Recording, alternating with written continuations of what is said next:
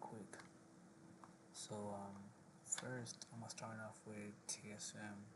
TSM is coming out with earnings. I believe 2 weeks from now. If for whatever reason the market goes down, which I doubt it this week, but even if we do, we get some sort of bad news or some sort of bad, whether it be something that went wrong with the tariffs, whether it be something another country didn't like, the agreement, whatever. But regardless, investors or people in general that keep up with this have found out that it's supposed to get extended till August 1st. So tariffs is going to be, I think, brushed away like last time. Also because Trump probably doesn't want his stocks to be interfered with all this shit, especially during this time where S&P is at Bitcoin and Ethereum and everything pretty much. Also, we got earnings coming up, so it's gonna move the market a lot. So we got that. We got Powell talking tomorrow and the tariff deal.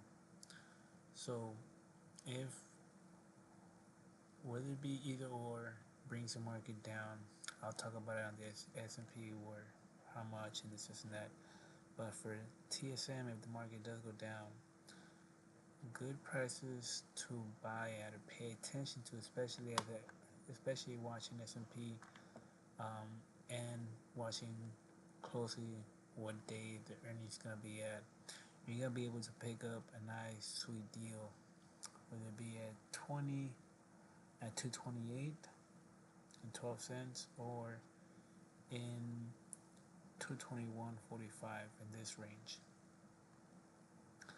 As the market seems they're about to not fall, but as the market starts, we start hearing rumors about the S&P went down because so and so whatever, and we get to earnings. Earnings most likely gonna pick it up, and that's where you're gonna see TSM get saved and start picking up. It's most likely gonna go for head and shoulders if it does fall. As it picks up again, you can see the first shoulder here, the head, and the second shoulder is gonna try to pass, not just hold this, but pass this area here. So once we see earnings come up, you should see TSM pick up. Or if we get the good news, this is gonna be your support. It's gonna hold, and we're slowly gonna going up. It's gonna hold this area right here, and it's slowly gonna going up. I don't think the news tomorrow is gonna be that big of a news, since it's gonna be pretty much like a statement. It's not like he's gonna go up and there have a speech or nothing like that, or get questions asked. And then from there we're gonna go based off on Thursday last data, which is I think something about job openings or something about jobs. So that's gonna move the market, unless Trump again. I think he's gonna try to get the tariff thing out of the way as soon as possible and not let it bounce around, get investors nervous. Or they're gonna use that so that when, depending on how the banks come up with earnings, the banks are gonna bring us down a little bit or worry us depending on the reports and credit reports and this is that. And then as we add to the real ones, the real earnings, Tesla, your Microsoft, and all that, is gonna start picking up the market, saving the market, along with whatever data. We have a lot of data next week, I believe. Wednesday, I think we have a lot of inflation data. We have a lot of data Wednesday. Went Tuesday or Wednesday, but I believe it's Wednesday. So that's really gonna move the market down. Move the market a lot.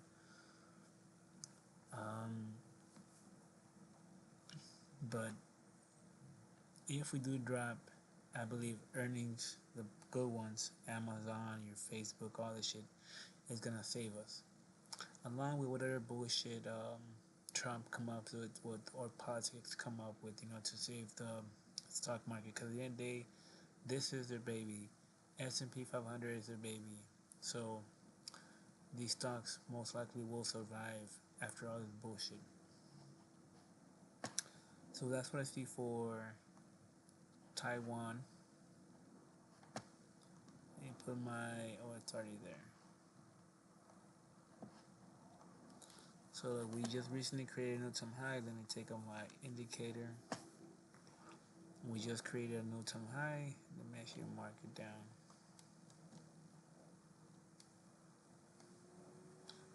Put an alarm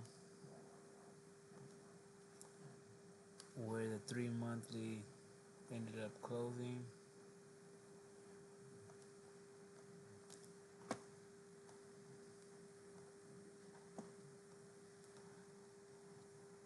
So we do go down. This is gonna be most likely your support area. Yeah, this is gonna be your support area. Now the market does start getting worse, start getting bad news. Your most, bad thing happen, go down to this range. But in order for it to do that, it still has to get through another obstacle. It's mostly somewhere right here. Or turn it higher, right here. Yeah, right there.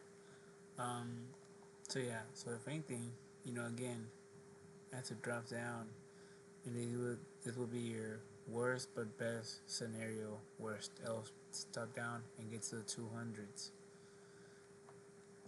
which is testing the resistance that it broke. Even though it tested right here, coming down to these regions will be good for a long buy, especially if it happens before its earnings, which again I think is in 2 weeks. So if it happens next week and we fall either 50% of this or the whole thing down, that's going to be a sweet spot to hold, especially from a month from now. I want to say I would do that for trade option. That's what I'm going to do personally. Try to remember that if it does happen. But let me now go to Palantir real quick. Try to make these short.